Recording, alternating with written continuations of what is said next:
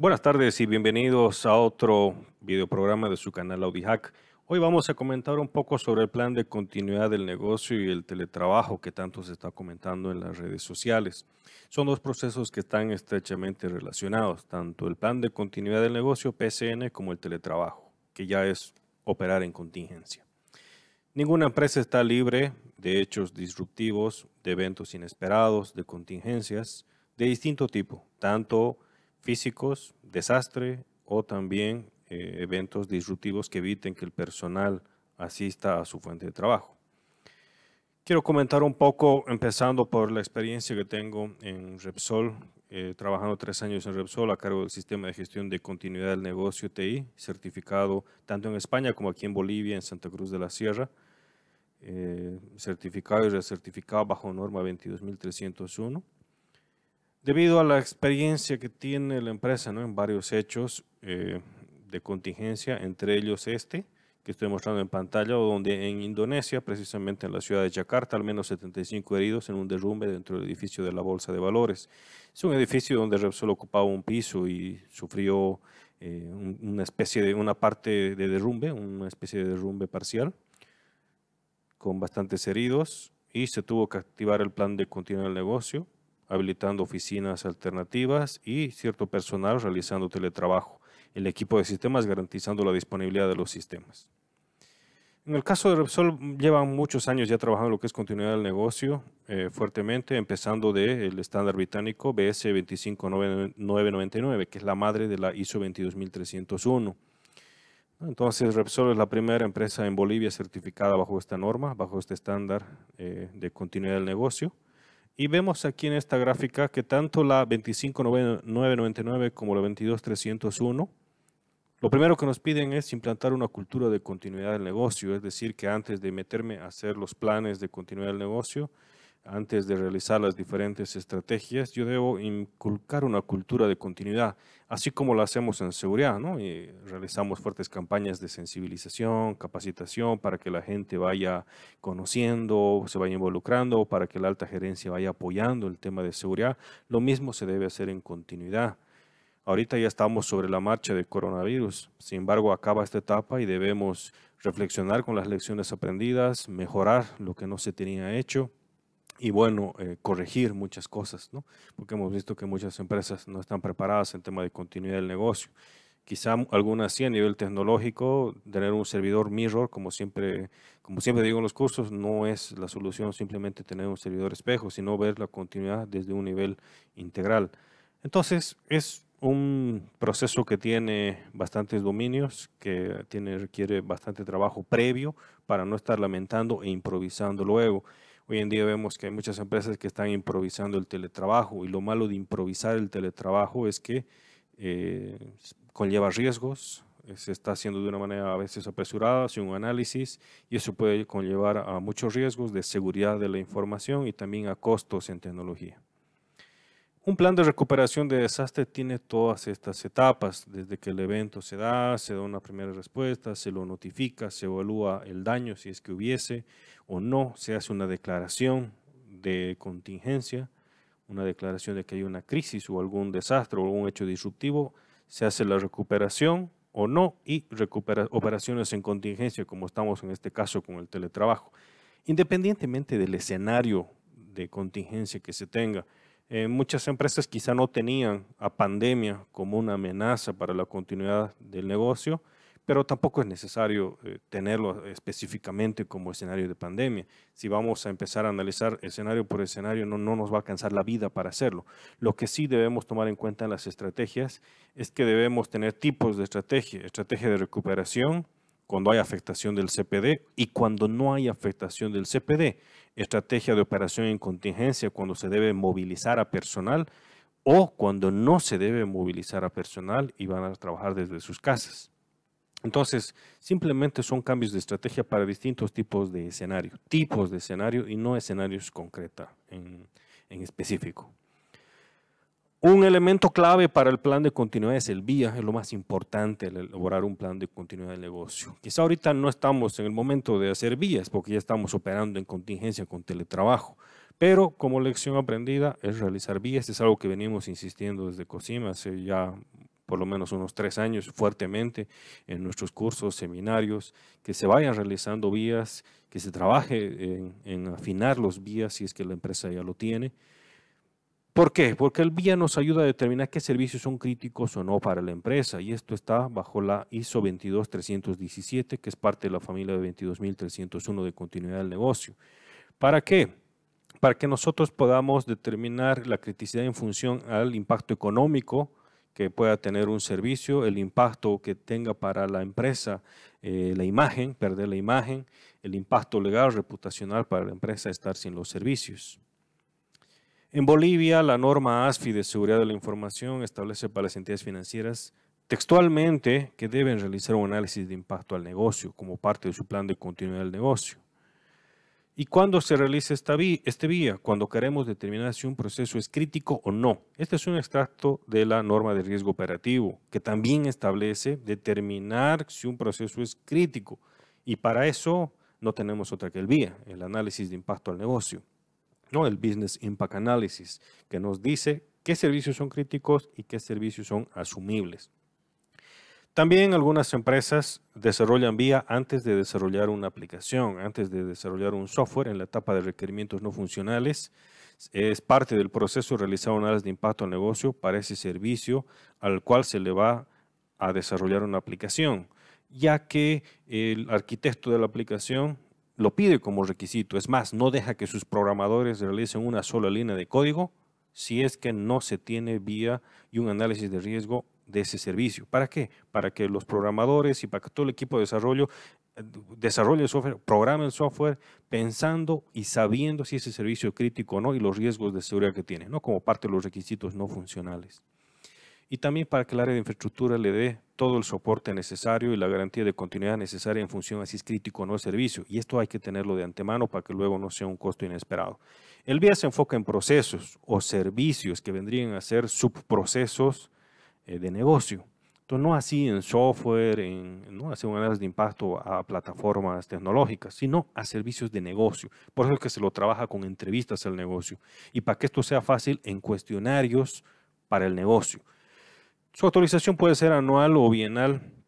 En las auditorías que recibíamos en Repsol de Inglaterra, que el BCI precisamente, el British Standard Institution, es la organización que nos venía a hacer las auditorías presencialmente. Ellos hacían mucho énfasis en el vía, ¿no? Y que esto sea revisado, tenga revisiones anuales y ajustes bienales. Entonces es un tema fundamental en la continuidad del negocio. Para ello, y tomando en cuenta que es lo más importante, como COSIM hemos desarrollado una herramienta que se llama TVIA, ¿no? A través de nuestra unidad tecnológica que es Trilabs, hemos desarrollado un software que en base a las mediciones de impacto nos va a dar como resultado si el servicio es crítico o no. No todos los servicios de negocio son críticos. Esto se lo trabaja junto con el dueño del proceso, de cada proceso, para determinar si el servicio es crítico o no. Esta herramienta hace algunos años ya la tenemos registrada en Senapi como propiedad intelectual y se la ha vendido a algunos bancos. Son ya varias entidades financieras en Bolivia que utilizan nuestra herramienta justamente para realizar el análisis de impacto al negocio. También la herramienta nos permite registrar y tener a mano quiénes son los usuarios críticos. Esto es importante para el teletrabajo. El negocio es quien define los usuarios críticos que mínimamente se requieren para continuar con los servicios cuando se trabaja en contingencia. Entonces, cada gerencia debe definir esto. Seguridad corporativa o equivalente que tengan en cada empresa, a veces le llaman seguridad física, otros simplemente administración, debe mantener un listado actualizado de quiénes son los usuarios críticos, tanto titulares como alternos, es decir, tanto los que tienen que venir en una contingencia o asistir o estar disponibles en una contingencia, o si no estuvieran ellos por vacación o lesión o algún motivo, sus reemplazantes. Esto para garantizar la continuidad en contingencia. Mantener usuarios críticos representa un costo. Esto es importante aclarar, ya que recuerdo que cuando hacía los vías con las diferentes gerencias en la empresa, algunos gerentes me decían, quiero que todos mis colaboradores sean usuario crítico. Y ahí había que explicarle para que reflexione, para que analice que un usuario crítico representa costo, porque no solamente hay que darle una laptop, hay que darle también un celular corporativo. Por norma GDPR, la Ley Europea de Protección de Datos Personales, Repsol no nos permitía anotar teléfonos particulares de las personas, sus celulares personales, sino teléfono corporativo. Y si no lo tenía y era usuario crítico, había que comprarle. Y eso es costo para el centro de costo de esta gerencia. Aparte de las licencias, ¿no? Instalarles la VPN, instalarle la licencia FAT24 para el sistema de manejo de crisis y gestión de comunicaciones, aparte de que había que darle una ubicación física en la sala de crisis, etcétera, representa un costo para este centro de costo. Este es un extracto de la herramienta TVIA desarrollada en Trilabs COSIM, que tiene la opción justamente de tener a mano quiénes son los usuarios críticos de todos los vías que hemos realizado en las diferentes áreas, ¿no? Y saber quiénes son titulares, quiénes son alternos, quiénes tienen laptop, quiénes no tienen laptop y van a necesitarla.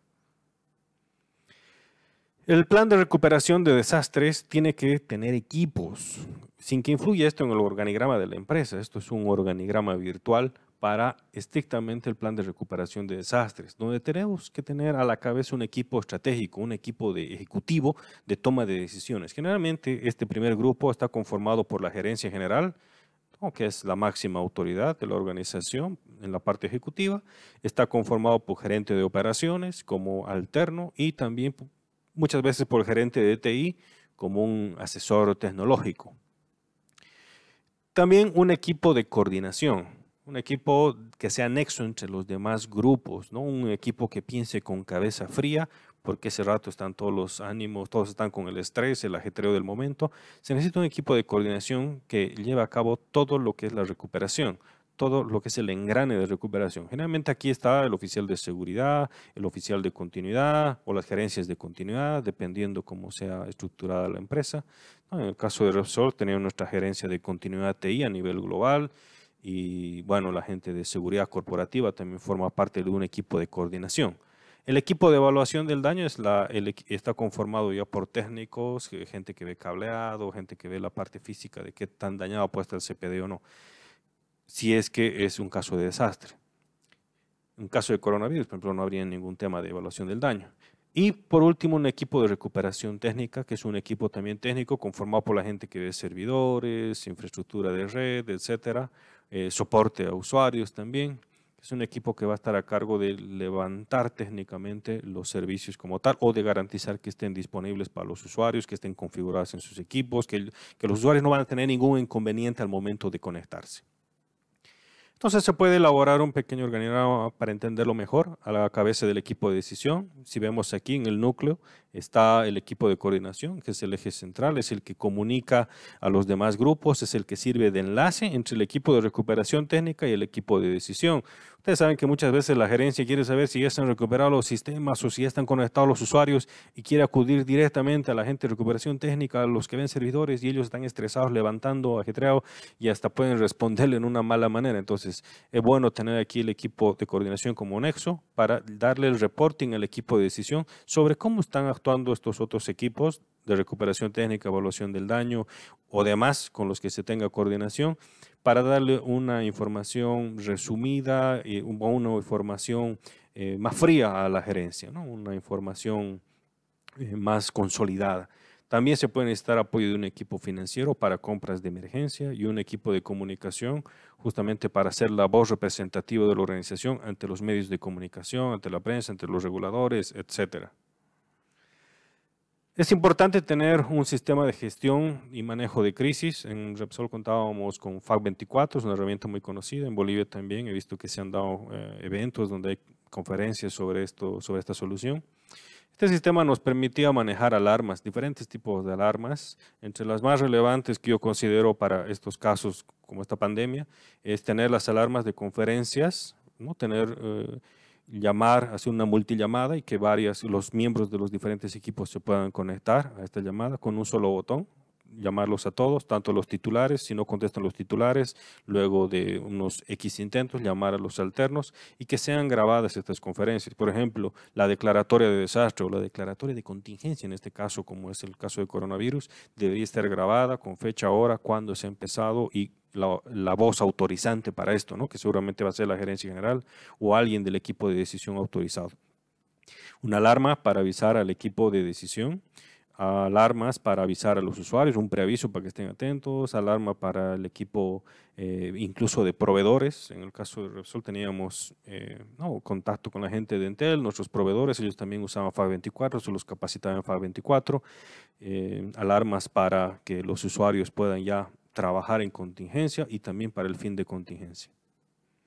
Un ejemplito, ¿no? Cuando nos llega un correo en la nube, ese también es otro costo. Si uno es usuario crítico, no puede tener el correo normal, seguramente va a necesitar un correo de altas prestaciones o de máximas prestaciones. Y aparte de que FAC24 nos hace llamadas, nos envía el correo, nos envía SMS, etc. Teletrabajo. Aquí ya unas recomendaciones un poquito más combinadas entre seguridad ocupacional y ciberseguridad. Algunas definiciones que quisiera compartir con ustedes, como se lo tiene generalmente normado y procedimentado, es que el domicilio es la vivienda habitual del teletrabajador, ¿no? Que él lo ha señalado en una declaración jurada como cuál es su domicilio o que se puede registrar en una boleta de pago. No es lo que tenemos nosotros formal como el domicilio del empleado, no es que puede trabajar desde la plaza, un Starbucks o cualquier otro lugar, sino desde su casa. Teletrabajo, modalidad de flexibilidad de las relaciones laborales, cuyas obligaciones laborales se realizan parcialmente en el domicilio del trabajador. Decimos parcialmente porque en el caso de la empresa nosotros lo que hacíamos era, o lo que se hacía ya era que solamente unos cuantos días había teletrabajo, no era que era permanente, como en este caso estamos viviendo con esta contingencia del coronavirus. Teletrabajador es el trabajador que accede a la modalidad de teletrabajo, trabajador o trabajadora. Requisitos básicos. La posición debe ser teletrabajable, es decir, que según criterio del jefe inmediato del empleado, este cargo se puede realizar, esta actividad del cargo se puede realizar desde la casa. Bueno, ustedes saben que no todo se puede realizar desde la casa, cosas de atención al cliente o actividades que requieren cierto uso de equipos especiales que están físicamente en la empresa o maquinarias, pues no se va a poder.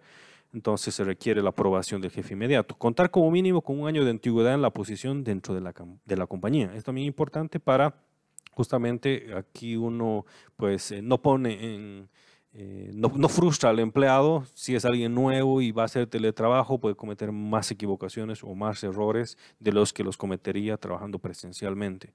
Entonces aquí hay que tener cuidado en esto. Generalmente lo que se acostumbraba ya era que mínimo un año tenía que estar el empleado en el puesto para que sea factible de realizar teletrabajo. No tener observaciones negativas en evaluaciones de desempeño en los últimos 2 años. También eso ustedes saben que el teletrabajo es mucha disciplina, una cultura de trabajo disciplinado, de responsabilidad. Entonces, si en sus evaluaciones de desempeño no tenía observaciones, quiere decir que eres un empleado responsable, es un empleado que va a realizar seguramente su trabajo de una manera organizada. Competencias. El empleado debe tener habilidades informáticas, obviamente, no estar peleado con la tecnología, disciplina de trabajo y obviamente debe ser sostenible en el tiempo su desempeño. Por eso es que generalmente esta evaluación de teletrabajo es temporal. Temporalmente se realiza el teletrabajo. Si se ve que esto es fructífero para la empresa, está muy bien para todos, se continúa, ¿no? Se lo prolonga. Condiciones. El empleado debe tener escritorio. Un escritorio que sea de su propiedad, obviamente, una silla ergonómica, espacio mínimo de 3 metros cuadrados. Bueno, si solo renta un departamento donde no tiene el espacio, pues no es quizá lo más apto para trabajar.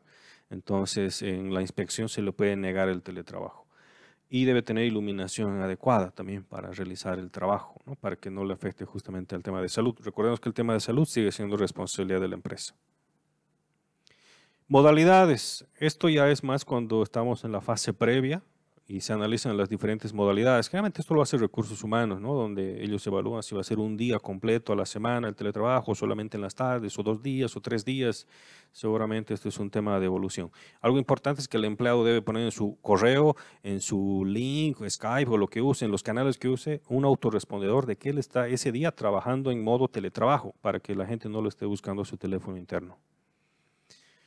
Entonces así era como nuestros colegas manejaban y nos avisaban eso a nosotros, que estaban en modalidad de teletrabajo y no estemos insistiendo en llamar a su interno. En medios tecnológicos, que es lo que nos interesa en ciberseguridad, la computadora que se le otorga al personal debe ser un computador de la compañía, generalmente es una laptop, obviamente con software actualizado y configurado, listo para que se conecte. Un teléfono celular Obviamente les decía que no debe ser personal, debe ser corporativo, justamente para que se le pueda instalar el MDM, controles de seguridad. Además que por GDPR, la norma europea, la ley europea de datos personales, no permite registrar números telefónicos de personas, ¿no? Entonces, se debe realizar únicamente con teléfonos corporativos. Se debe instalar una aplicación de correo, una cuenta de correo. Y también algo fundamental es el acceso remoto a Internet corporativo, una VPN, para que pueda conectarse desde su casa hasta la oficina, hasta la red interna de la oficina. Entonces, esto implica un riesgo de seguridad que en ciberseguridad lo vemos nosotros. Debe contarse con un MFA, es decir, multifactor de autenticación. Y esto se resuelve justamente con un token, ¿no? Es decir, no solamente da el usuario y contraseña, sino otro factor de autenticación, como puede ser el caso de un soft token que le llegue al teléfono para que él se conecte recién a través de la VPN. Este software VPN generalmente tiene características de revisar que el antivirus esté actualizado a la fecha, si no, no le dejan conectarse a la red interna. Además que llevan características de bloqueo de la conexión luego de un tiempo inactivo. Puede ser que no sé, ha ido a hacer algo particular con su familia y no está en ese momento disponible, se corta automáticamente la conexión. Al margen de que hay que verificar que esta sea una conexión realmente segura a nivel de cifrado, es decir, que se maneje un cifrado robusto, estándar, tanto a nivel asimétrico como a nivel simétrico. El protocolo TLS, recuerden que SSL ya no es seguro en ninguna versión, ni siquiera la versión 3, todo debe ser TLS a partir del año 2018, esto ya está estandarizado, que únicamente deben utilizarse versiones TLS 1.2 arriba, 2048 bits en este caso. Algoritmo de cifrado simétrico AES, 128 bits, algoritmo de digesto SHA, 256 bits. Derechos del teletrabajador van a ser los mismos que los que tiene un empleado de la empresa, es decir, puede seguir accediendo a capacitaciones, va a tener su mismo perfil de usuario para conectarse a la red. Y bueno, obligaciones del teletrabajador es que esté disponible cuando se lo requiera en la VPN. Quizá hay reuniones programadas y obviamente trabajos que van a ser encomendados por el inmediato superior que deben cumplirse. Periodo de prueba también es algo que les comentaba, que generalmente el teletrabajo se le da como prueba durante unos 3 meses, viendo si funciona o no con el determinado empleado, y si no, bueno, volver a la modalidad normal de trabajo o continuar si es que está dando resultados tanto para la empresa como para el empleado. Condiciones ocupacionales, ¿no? Sin entrar al ámbito legal, sino simplemente comentar algunos tips que me parecieron importantes. Por ejemplo, el trabajo con portátiles, ustedes saben que en la oficina o en teletrabajo, luego de un tiempo puede causar algún dolor debido a la posición en la que nos encontramos, sobre todo en la parte lumbar, en la espalda, en el cuello. Entonces, se deben realizar estos breves ejercicios, estas breves pausas de 15 minutos, realizando algún ejercicio de estiramiento para comodidad. Mesa o superficie de trabajo, una mesa que sea, como muestra la imagen, por lo menos de unas medidas de 1,20 m por 80 centímetros, con espacio entre la mesa y la laptop para que pueda reposar las manos, tanto con el mouse como con el teclado de la laptop. Requisitos del asiento: debe ser un asiento ergonómico con protección cervical, de los hombros, lumbar y de la cola. Entonces aquí vemos que lo mismo que tenemos en la oficina, los mismos cuidados que se tienen en oficina deben tenerse en el teletrabajo. Entonces esto es bueno recomendar a nuestros empleados que no se consigan cualquier silla incómoda, sino una silla que les permita trabajar. Cableado, temas de cableado igual, recomendarles estas formas de organizar su cableado en el escritorio. Iluminación. Si van a estar cerca de ventanas va a ser muy complicado, el reflejo no les va a dejar trabajar. Y el nivel recomendado de lumen que sea a 500 lux para que pueda trabajar tranquilamente. No se recomienda que tenga niveles inferiores a 350.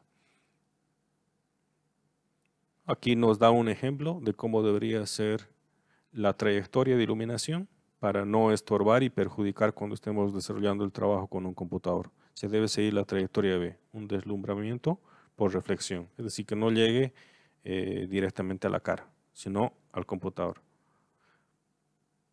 Ruido, también sabemos que hay más ruido en nuestras casas seguramente que en la oficina debido a que no se tiene la infraestructura acústica necesaria, entonces los ruidos de las licuadoras o de los vecinos, de los autos, del perro, etcétera, pueden perjudicar a la concentración, buen desenvolvimiento de trabajo o la seriedad tal vez de alguna reunión. También vivir cerca de campos electromagnéticos puede ayudar, puede hacer interferencia. Y los reposapiés también para apoyar, para que no cause ninguna lesión a la larga o alguna incomodidad en las personas, ¿no? Un reposapiés. Algo que me olvidaba comentar acá es que la silla debe tener 5 patas, es muy importante para efectos de ergonomía, y con rueditas, ¿no? Para que sea más cómodo para la persona. En temas de cableado, no siempre va a estar la persona de soporte yendo a ayudar a la casa, entonces es importante ahí que recomendar todos estos aspectos al empleado. Criterios de evaluación. Todo esto que estamos conversando aquí debería estar auditado por la agente de seguridad ocupacional de la empresa. En el caso de muchas empresas, cuando hay esta modalidad de teletrabajo, va un inspector a la casa del empleado, obviamente bajo un horario y día acordado con el empleado para cuidar su intimidad. Se realiza una coordinación de una visita y se hace una inspección para dar el ok y el visto bueno de que está cumpliendo con las reglas de la empresa para el teletrabajo. Si el empleado tiene un despacho, mucho mejor, ¿no? Va a ser mucho mejor el control de acceso que va a tener, es más, puede tener ahí su botiquín, su extintor, las cosas adicionales que tenga es mucho mejor. Pero si no tiene las condiciones necesarias, quizá va a tener observación y va a tener que volver a una modalidad normal de trabajo. Es importante que el empleado firme un acuerdo que es muy parecido a un acuerdo de teletrabajo, que es muy parecido a una política de uso aceptable del computador. El empleado debe firmar un acuerdo de teletrabajo donde se compromete justamente a cuidar los equipos de la empresa y a cumplir las reglas de teletrabajo. Entonces, eso sería todo, aparte de que deben concientizar a los empleados, obviamente, sobre todo en estos casos de coronavirus, donde estamos viendo que hay más ataques de phishing, ataques dirigidos con estos temas del momento para que el usuario tenga cierta curiosidad, ingrese y le atrapen las credenciales, ¿no? Entonces, todas esas campañas de concientización deben seguir en teletrabajo, más que todo en teletrabajo, para que el empleado esté alerta. Eso sería todo entonces. Espero que les haya gustado. Hasta luego. Gracias.